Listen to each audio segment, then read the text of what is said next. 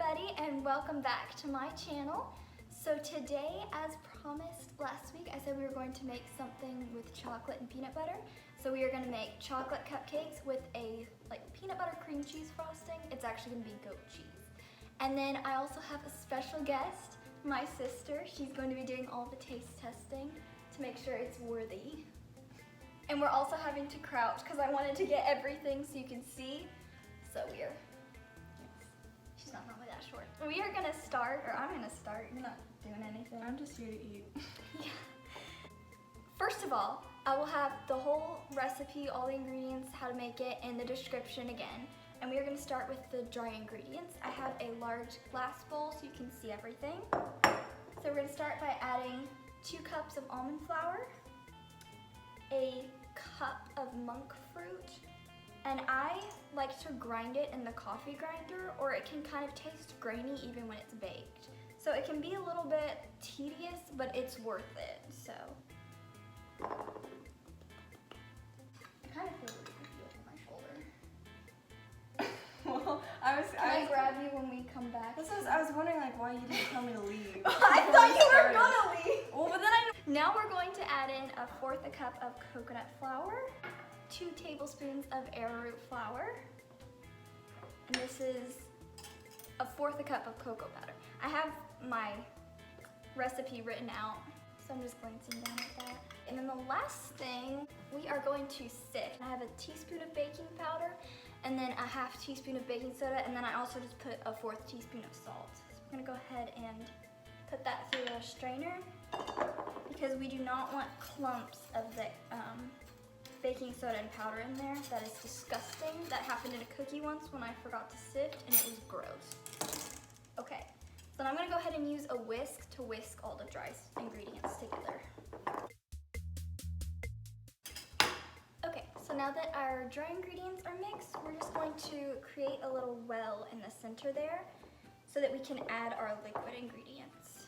So first off, we'll add our chocolate and coconut oil. I melted in a little saucepan on low heat 2 ounces of bitter chocolate, and then 1/4 cup plus 2 tablespoons of the coconut oil in there. So I'm just gonna pour that in. I wanted to use actual real chocolate so that it would be very rich and not just have the cocoa powder. I'm gonna do 2 room temperature eggs. And then, because vanilla is never irrelevant, even in chocolate, a teaspoon. And then for the wet ingredients, I'm gonna go ahead and switch to a spoon and stir that in.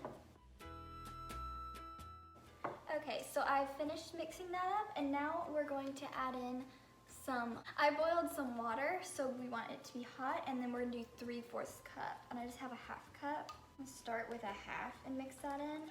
Make sure you mix it in fast because we don't want our eggs to scramble. Arm workout. Okay, and then the last 1/4, I'm just gonna eyeball it. That looks about right. Okay, so now that our batter is completely mixed, we're gonna go ahead and add some chocolate chips. I just used the same chocolate bar that I used when I melted it, only I just chopped it up into little pieces there. We did have these really good quality chocolate chips that we got, but we haven't been able to order them in the summer because they'll just come all melted together. So I just chopped that, and then we're gonna stir those in real quick just to make it extra chocolatey.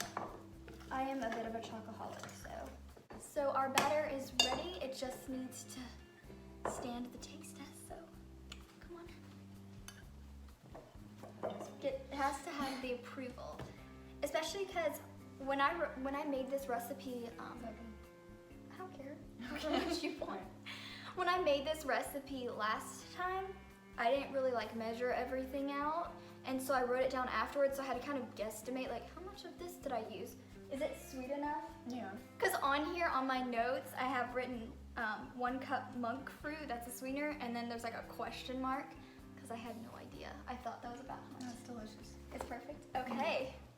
All right, so we're gonna go ahead and get I have the tins over there, so I'm gonna grab them real quick. Last time I made it, I made them into cake pops, so I have no idea how many cupcakes they make, so I went ahead and lined a dozen here. We'll see how many we can get. And then I also have a tray of mini-sized ones. So my mom, she's on the keto diet, so that's these cupcakes. I actually made the recipe so that she could have them.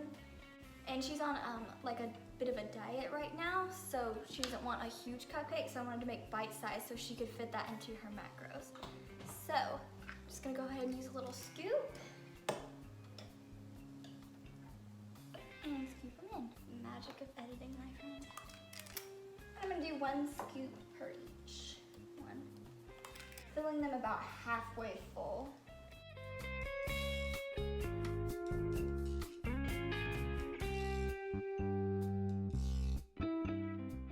And then for the mini cupcakes, I'm gonna use like a half a tablespoon because that's about the perfect size. So I'm gonna do that.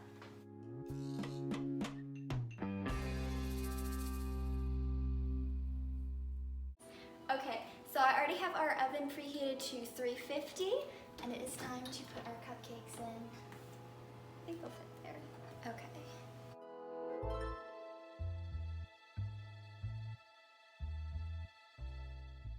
So I'm gonna start with 12 minutes and then we'll go from there. Okay, so I'm getting everything ready for the peanut butter frosting, but I thought I'd show you guys a cool trick for when you have a new peanut butter jar, how the oil on top is separated.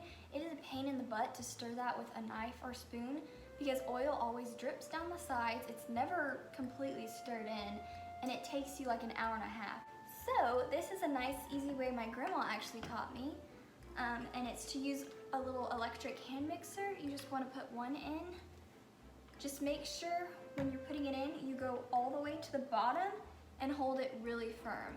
Because if you aren't ready for the impact, the oil will spill everywhere. But I'll show you. So I just start on 1. Once I make sure it's not gonna fly, I'll go up to 3. And then it gets it perfectly creamy every time, and then there's no mess, no oil dripping down, which drives me crazy. So thought I'd share that with you guys. Okay, so while our cupcakes are in the oven baking, we can work on the peanut butter frosting. So I've actually never really made this before. I'm kind of playing it by ear, so I've measured out what I think I want in there, and then we'll have our taste tester tell us if it's good or not. So I'm starting out with 1/4 cup of ghee, and it's pretty runny, so I measured out the 1/4 cup, I put it on the foil, and then I stuck it in our freezer to get firm. You can use butter if you want, and then just make sure it's room temperature. We just want it so that we can cream it. I'm gonna go ahead and put it in our little glass bowl here. And then for the cream cheese part of the frosting, this is 4 ounces of goat cheese. I went ahead and ground up a 1/2 cup of the powdered monk fruit. So we're gonna start by creaming those together, and then we'll add in our other ingredients. So I'm just using that same hand mixer I used for the peanut butter stir. So starting out on low. Why is that not? It's not plugged in. Now we are ready. And I'm gonna start it on low and then gradually increase. Okay, so that looks properly creamed now. So I'm gonna go ahead and scrape that down. And then I'm gonna start with a 1/2 cup of peanut butter. We may need more, I wasn't sure, but I don't wanna start with too much, because you always, if you're not sure, start with less, because you can always add more, but you can't take away, so. Okay, and then 2 teaspoons of vanilla. And we're just going to mix that back up with our hand mixer. Okay, I'm gonna go ahead and have my official taste tester come back in. If I had to guess, I'd say it probably, I'm thinking it's gonna need more peanut butter and more sweetener. I'll be the judge of that. But that would be my guess.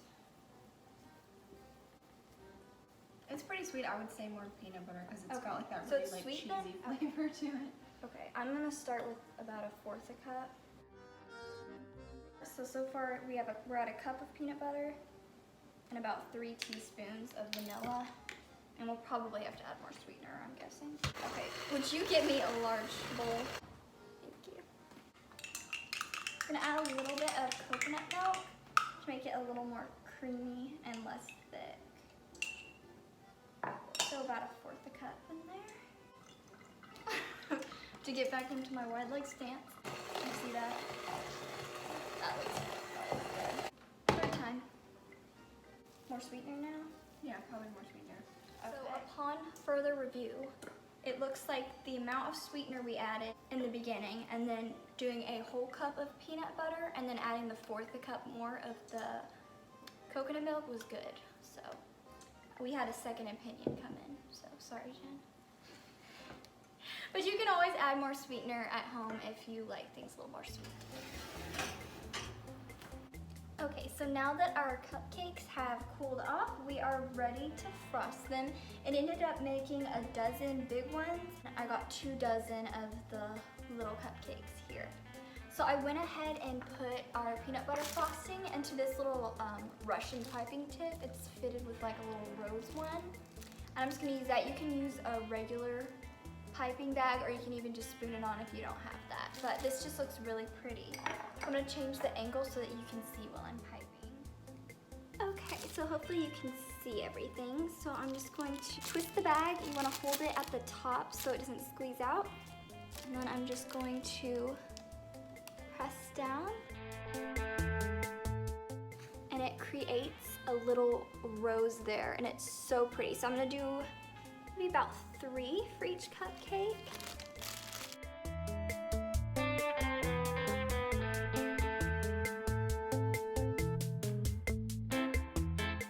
So I'm kind of like putting them on the sides there if you could see that.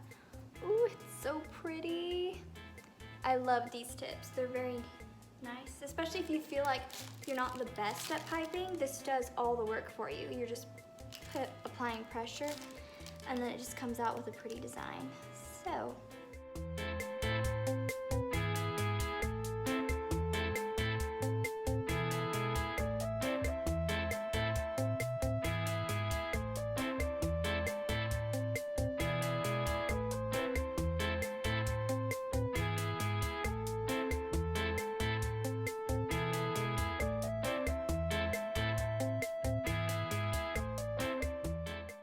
Okay guys, so our cupcakes are all done, as you could see in that little video I showed you.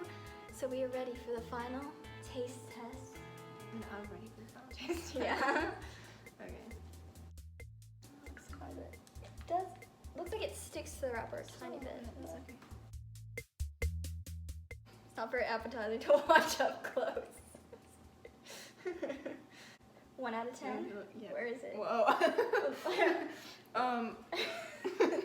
10. 10. That was really good. There we go. So, I guess thank you guys for watching.